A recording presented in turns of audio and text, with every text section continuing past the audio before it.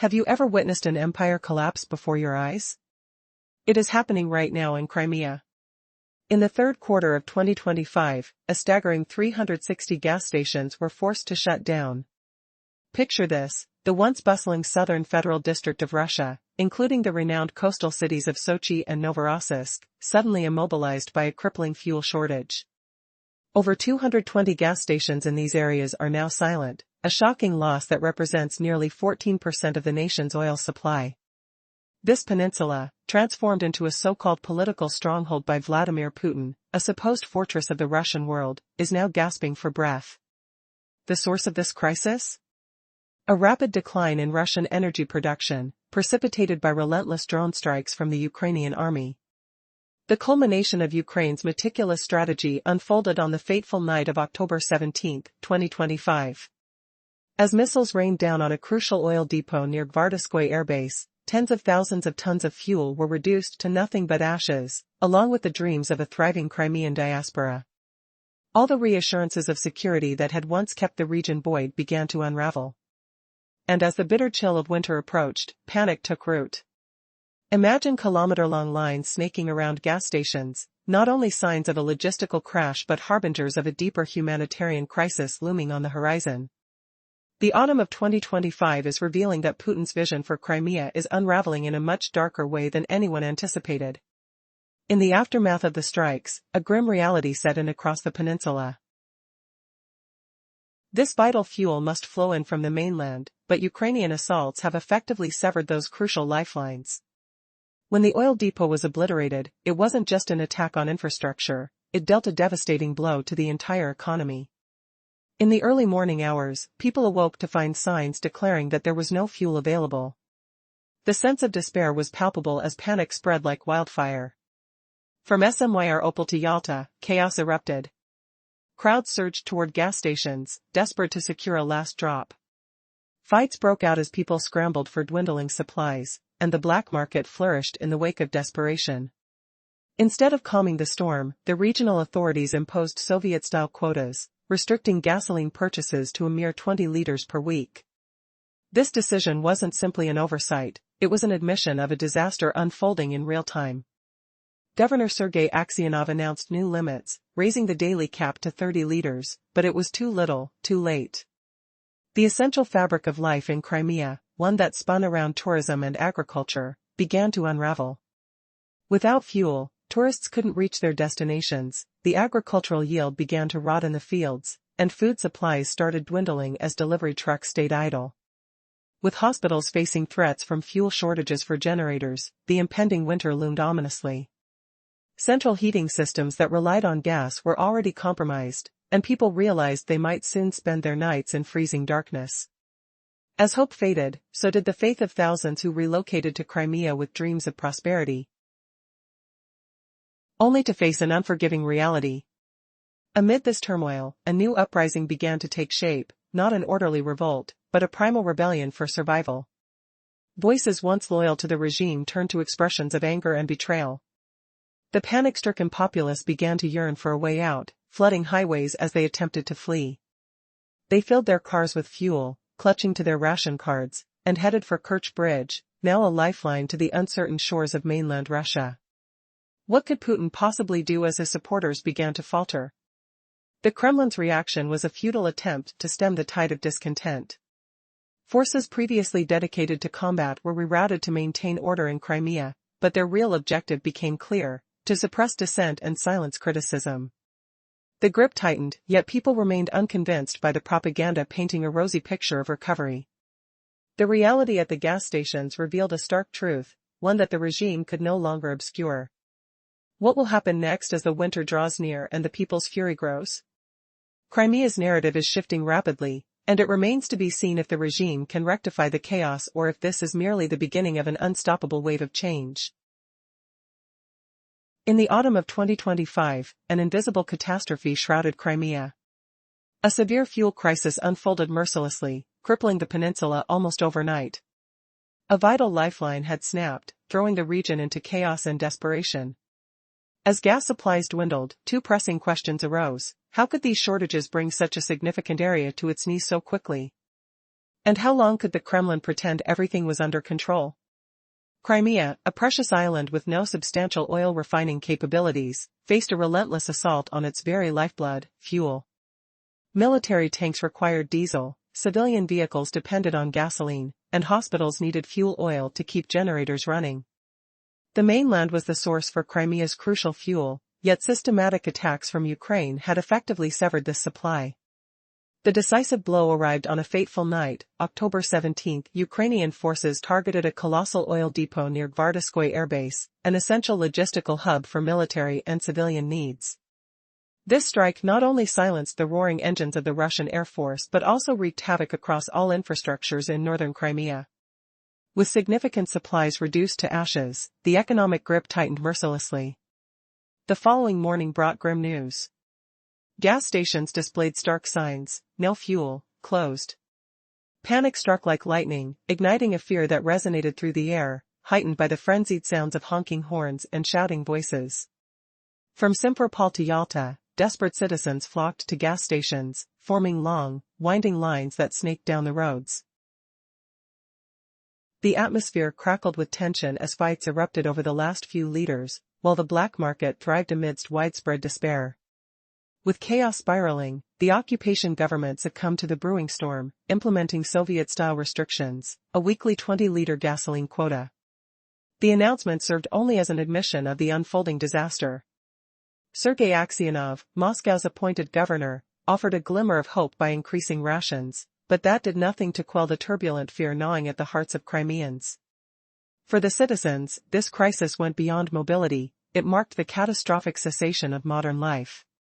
It crippled Crimea's economy, once thriving on tourism and agriculture, both sectors now in complete disarray. Tourist buses sat idle, rental cars collected dust, and the generator hum in hotels had fallen silent.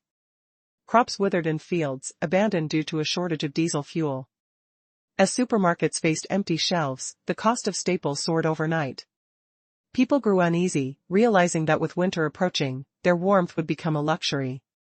Central heating systems, already battered by previous attacks, now faced imminent fuel shortages. Chaos loomed, and the threat of humanitarian disaster was no longer just a distant concern.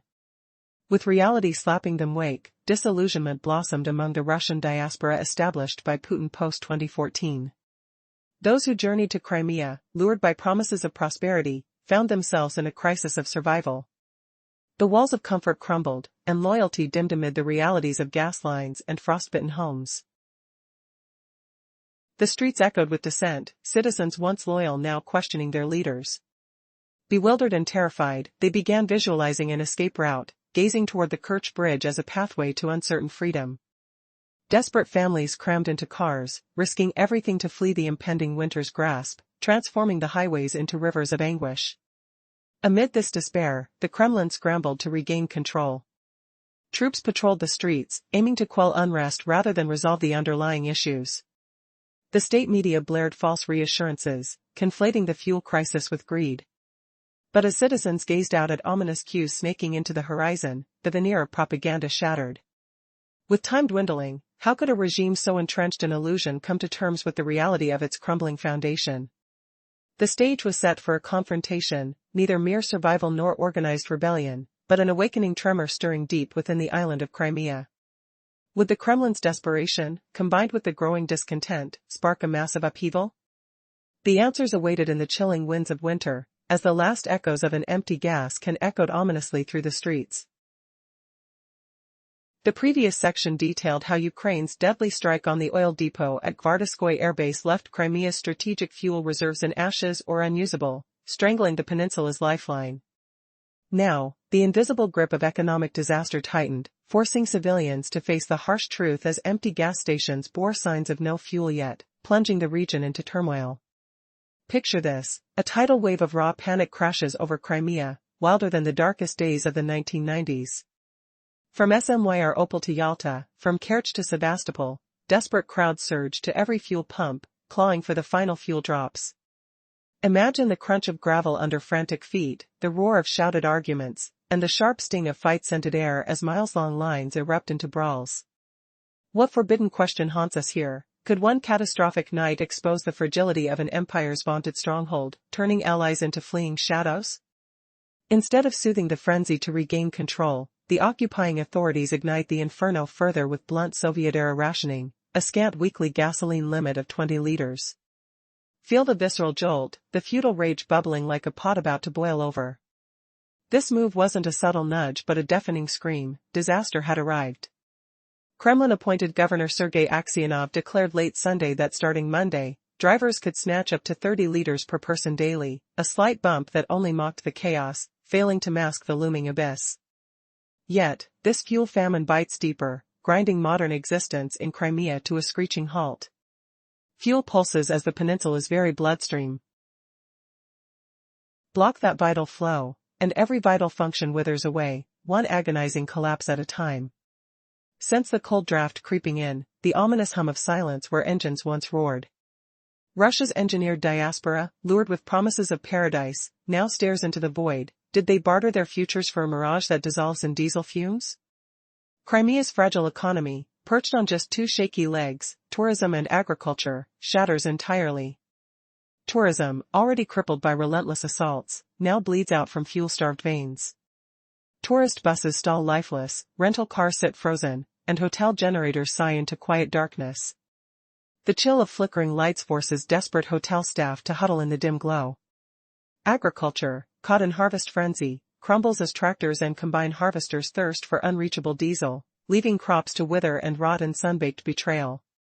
Smell the acrid decay of forgotten fields, feel the rough, cracked earth under feet that march futilely forward.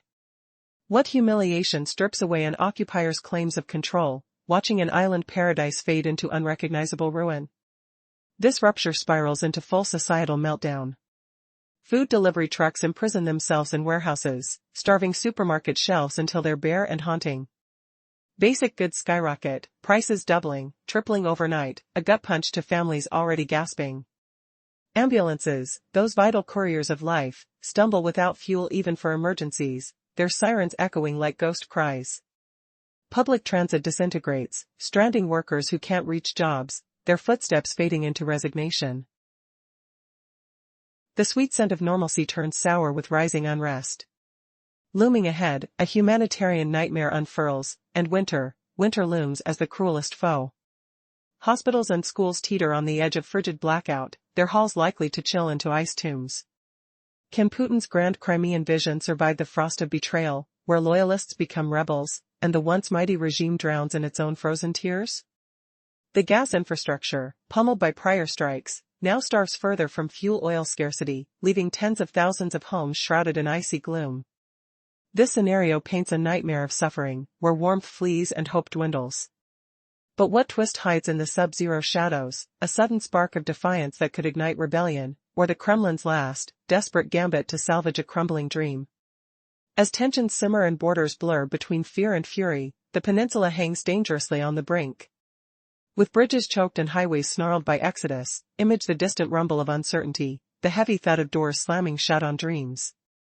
Will Crimea shiver into silence, or erupt in unexpected fury? The air thickens with unspoken dread, each breath a reminder that salvation might not come with the next tanker, but with vengeance. What shocking force will shatter this frozen tableau next, Ukrainian drones humming in the night, or the regime's own people turning the cold to rage? Crops wither on the land. Social unraveling follows. Delivery vehicles remain idle. Grocery aisles sit bare. Costs of essentials surge wildly. Ambulances hunt desperately for gas. It was impossible. Wait, what if I told you this crumbled Putin's grand vision? Can a leader survive his own diaspora deserting him? Picture this, tentacles of discontent wrapping around Crimea. Public transportation vanishes. Workers can't commute. A full-blown humanitarian abyss yawns wide. And the killer blow? Freezing darkness as winter descends. Most dwellings and public spots in Crimea depend on central heating. Powered by gas or fuel oil. Gas lines wrecked by Ukrainian strikes. Now, fuel oil evaporates too. Thousands face icy, shadowed abodes. Feel the chilling forecast, medical centers and classrooms icing over. In this meltdown, Putin's crown jewel shatters. loyalty from his Crimean newcomers evaporates. Post-2014, he transported hundreds of thousands of Russians to alter the region's makeup, diluting Ukrainians and Crimean Tatars. Promises flew, affordable homes, plump paychecks, endless sun. Safe haven in a mighty Russia, far from Western decay. These weren't true believers. Economic seekers chased better lives. Support for Putin hinged on fabricated affluence. An air of safety, shattered now by fuel lines and frigid pipes. War terror knocks at doors. Abundance flips to deprivation. Fresh Crimeans revolt against the system. Not a staged Maidan-style march, but raw, primal defiance. Strife for mere existence. Online, in local broadcasts, past cheerleaders curse Governor Aksionov and Putin. You lured us here, to freeze? Where's that vaunted military? Can't they shield us? This isn't our battle. Fury morphs into stark dread. They grasp the need to bolt before Ukrainian forces encircle. Stranded on this wintry isle. Highways choke with fugitives. Scraping final sips with ration slips. Bolting to the Kerch Bridge. A lifeline across Azov seas. Into mainland Russia's unknowns. Putin's diaspora masterpiece implodes. Faith in overlords gone. Abandons the sinking vessel. But the punch? This exodus reveals cracks in his armor. Deeper than drums of war. Echoing whispers of betrayal. Suddenly, the regime's facade fissures. Panic spreads like wildfire. What hidden fissures in power will winter expose? As the peninsula teeters on collapse's brink. The unfolding crisis in Crimea has reached a boiling point, with citizens grappling with a dire fuel shortage and the looming presence of winter. This isn't just any fuel crisis, it's one that reveals the very heart of a regime teetering on the brink of collapse. As residents scramble for the last drops of gasoline, the question arises, can a once proud empire crumble so quickly under the weight of its own failures? Desperation hung thick in the air as people poured out of their homes, rushing to gas stations across the peninsula. The bitter wind cut through their jackets, mingling with the acrid scent of gasoline and the sharp notes of panic and anger. The lines stretched on for miles, stretching from Sevastopol to Yalta, filled with frustrated souls demanding answers. The vibrant life that once thrived in Crimea was now overshadowed by chaos, placing lives and livelihoods in jeopardy. The breakdown of societal order became clear to all when they realized their path to safety was blocked. With the threat of Ukrainian forces looming closer, the anxiety morphed into a primal instinct: escape. Families packed their cars, cramming in essentials, and clinging to hope as they made their way to the Kerch Bridge. This bridge, once a symbol of connectivity, had transformed into a vivid tapestry of desperation, a lifeline to an uncertain refuge on the mainland. But what of the regime? With its castle ablaze, the Kremlin resorted to its usual defensive maneuvers. Soldiers were deployed to restore order, not to protect civilians, but to silence dissent and quell panic. Suddenly, Crimea morphed into an expansive prison, where the boundaries of fear closed in tighter than ever.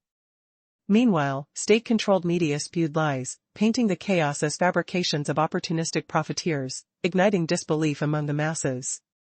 A simmering conflict was not far behind, as fear morphed into rage. The authorities scoured the streets, seeking to suppress any narrative that contradicted the official line. But how long could propaganda hold up against the tangible evidence of unrest? The looming specter of winter added yet another layer of tension, and the front lines of discontent began to blur. Would the people remain silent, or would the dam of fear burst, spilling forth a tide of rebellion? As the crisis deepened, sentiments shifted. Those who once supported the regime began to question their loyalty.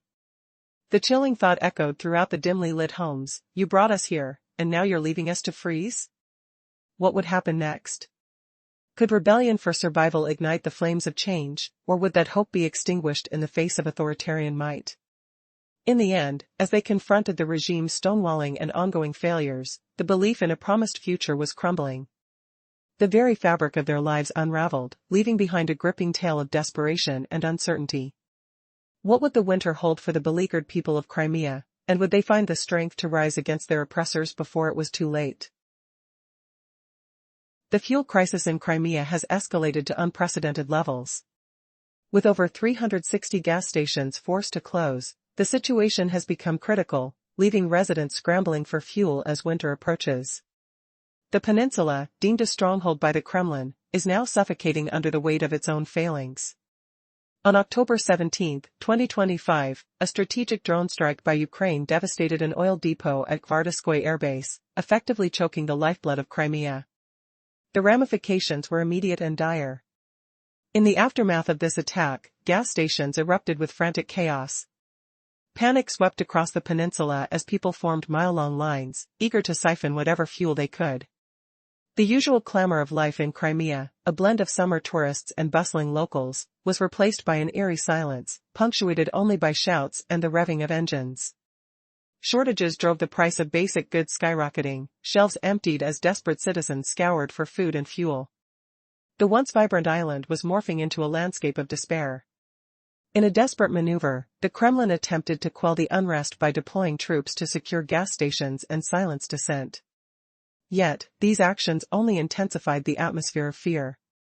The government spun tales of how speculators were to blame for the crisis, claiming that fuel tankers would soon restore order. However, the sight of queues snaking through towns was enough for the populace to see through this facade. Trust evaporated like the fuel they could no longer obtain. The situation plummeted further as the Kerch Bridge, vital for military and civilian transport, became a logjam of overflowing cars. Attempts to ferry fuel via sea routes were equivalent to inviting attacks from Ukrainian drone forces.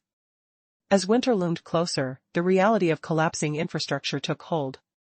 Without fuel, the basic functions of life crumbled, ambulances couldn't operate, power grids faltered, and homes that once felt safe slipped into darkness. The illusion of security and prosperity, carefully crafted since the occupation began, now cracked under the pressure of shortages and chaos. Resentment brewed among the newly settled Russians on the peninsula. The promises of stability had transitioned into a fight for survival. As citizens looked towards the horizon, they understood they were trapped on a sinking island, with nowhere to turn but towards the unpredictable chaos of a regime in crisis. Faced with rebellion simmering amongst the civilian population, and the threat of a harsh winter ahead, one has to ponder how long the Kremlin can hold on to its failing fortress. Crimea, once a jewel in the crown of Putin's ambitions, now stands at the brink of collapse, awaiting the inevitable downfall. This winter promises to be unlike any other, and as the chill sets in, the question lingers: who will endure the frigid grasp of a regime that once promised warmth and security?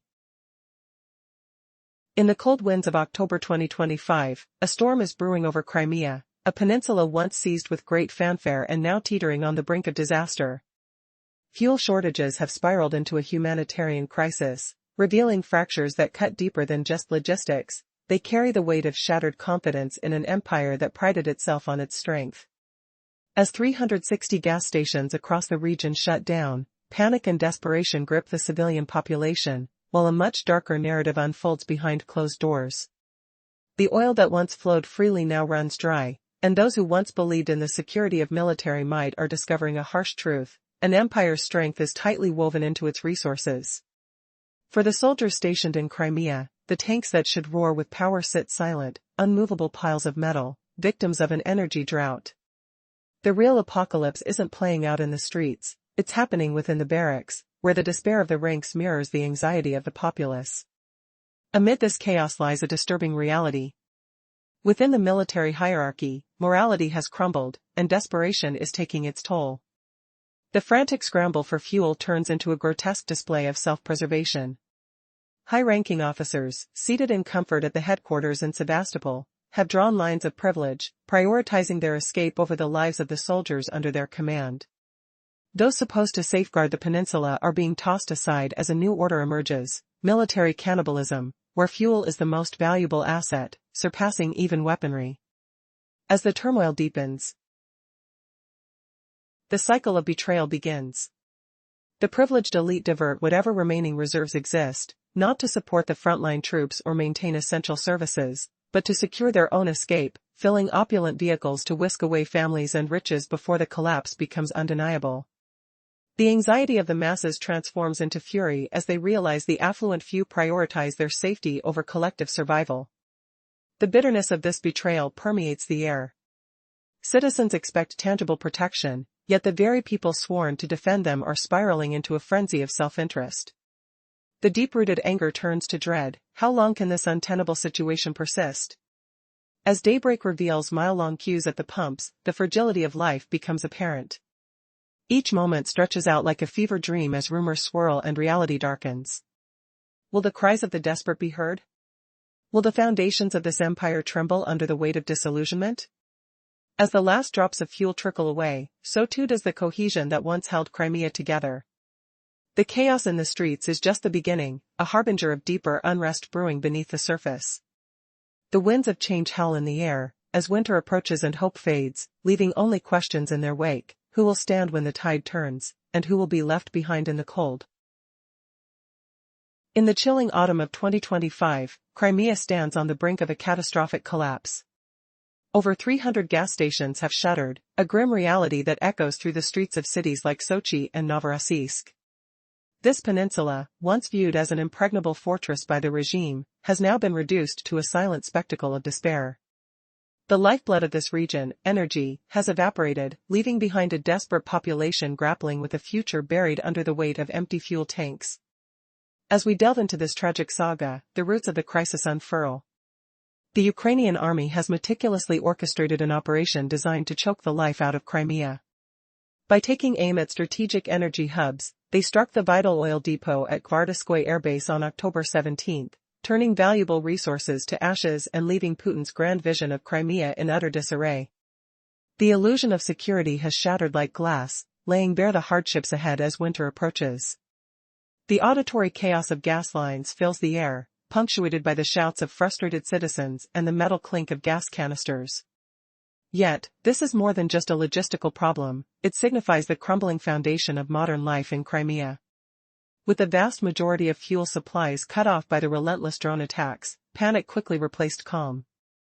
People rush to gas stations, miles-long queues form in an instant, tempers flare, and the crisis morphs into a black market frenzy for the last available drops of fuel. Following the chaos, the ruling powers miscalculated their response, opting for draconian measures rather than reassurance. A weekly gasoline ration meted out with Soviet-style restrictions only served to heighten the community's fears. Governor Sergei Aksyonov announced an increase in allowable purchases, but it did little to soothe the raging despair, for the crisis went far beyond just transportation, it symbolized a larger societal collapse. As homes, hospitals, and farms face the looming specter of winter, the fears shift from logistical failures to existential threats. Food shortages arise as ambulances beg for fuel, and the vibrant tourist industry withers, its ghosts lingering in empty hotels and silent beaches. Even digital whispers of discontent grow louder, frustration morphs into a volatile rebellion against a regime once praised but now reviled for its broken promises. With desperate flee attempts underway, families rush toward the Kerch Bridge, weaving through the turmoil. Chaos envelopes the once peaceful landscapes as they grasp their last remaining chance for safety, clinging to fleeting memories of a better life while urging their vehicles onward with whatever fuel remains. Now, as the Kremlin grapples with its own crumbling facade, the regime reveals its instinctual grasp for control. They send troops to maintain order, arresting those brave enough to document the grueling plight of their people. State propaganda pours forth, dismissing reality with lies, but the sight of empty gas stations speaks volumes. The contrast between the truth on the ground and the fabricated narratives on air only adds fuel to the fire.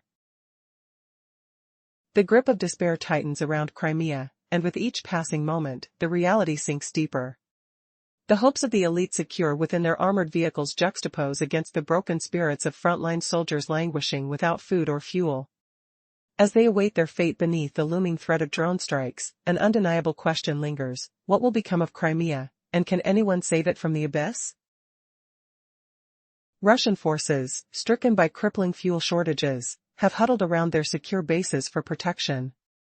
Yet this so-called shield is a deadly snare, handing Ukrainian spies and long-range missiles an effortless target. No more elusive hunts through hidden woods or rugged valleys for them. Picture this chilling shift: Ukrainian strategists now pinpoint every foe with laser precision. Where foes huddle, where prized gear stacks up like unguarded treasures, Crimea, once hailed as an unbreakable bastion, twists into a vast killing field, ripe for Ukraine's attacks and Storm's shadow missiles. What shocking secret lies buried in this reversal, turning fortress into slaughterhouse? In this brutal evolution, Ukrainian assaults grow lethally precise. No more scattered strikes on lone depots. One volley could obliterate a whole tank brigade, artillery unit, and air defense network cowering nearby. The iconic S-400 systems, shackled by diesel drought, morph from fierce predators into vulnerable quarry. Their generators wheeze, gasping for fuel that never comes. Feel the cold sting of malfunctioning screens, the acrid whiff of overheating circuits begging for power. Overhead, Russian jets rot in hangars, grounded by jet fuel voids. Ukrainian drones soar unchallenged, vultures circling motionless prey. Buzzing rotors slice the air, relaying damning coordinates to Kiev with merciless clicks. Is this the ironic humiliation of an empire brought low by its own arrogance? This relentless siege spells the war's climactic end. The hunter, arms extended, dispatches cornered game from afar. No respite. No pity. Day by day. The peninsula erodes, not from bombs alone, but from gut-wrenching economic ruin and swelling civilian terror. Hear the distant rumble of fleeing convoys, smell the desperation and exhaust fumes choking the escape routes. But here's the shattering twist that flips everything. Reports now trickle out of a covert betrayal at the heart of command. High-ranking officers, dripping in privilege, hoard the last fuel reserves for their personal escapes. Black Mercedes and armored land cruisers gorge on diesel meant for frontline tanks. One young soldier, mud-caked in a trench near Yankoe, watches his BMP sputter to silence, fuel siphoned last night to shuttle a colonel's mistress from a lavish Alta villa to the clogged Kerch Bridge. The raw betrayal slaps like a winter gale, survival for elites, death for the rank and file. Was Putin's iron grip always a facade of self-serving greed? Morale crumbles like frostbitten earth. Discipline shatters, loyalty curdled into venomous rage. Soldiers curse commanders louder than Ukrainian shells. Ukraine's drone blockade freezes the occupying army, rendering it a stationary bullseye. No more fluid maneuvers, no shore defenses against landings. Forces clump into bases, burning through dwindling ammo. A turtle's shell? More like a coffin waiting for the lid to slam shut. And now, the unforeseeable coup de grace, intelligence leaks reveal Kiev's impending masterstroke. A synchronized barrage targets these huddled assets, igniting a chain of explosions that echo Putin's crumbling legacy. Will Crimea descend into anarchy before winter's bite? Or rise from ashes in an unexpected reckoning? The freeze creeps closer, but so does a whisper of rebellion's fire. What if the peninsula's agony births a new dawn, humiliating the tyrants who bled it dry? Double down on despair, or dare to dream of deliverance. The air thickens with unspoken fury, vibrations of change humming beneath the surface. As Crimea's fate hangs by a thread, one question pierces the chaos: can a stolen escape transform traitors into hunted fugitives themselves? In a world where elites flee their folly, who truly survives the storm? The silence of empty tanks roars a final warning: nothing is secure, no throne eternal. Feel the pulse quicken, the true collapse is just beginning.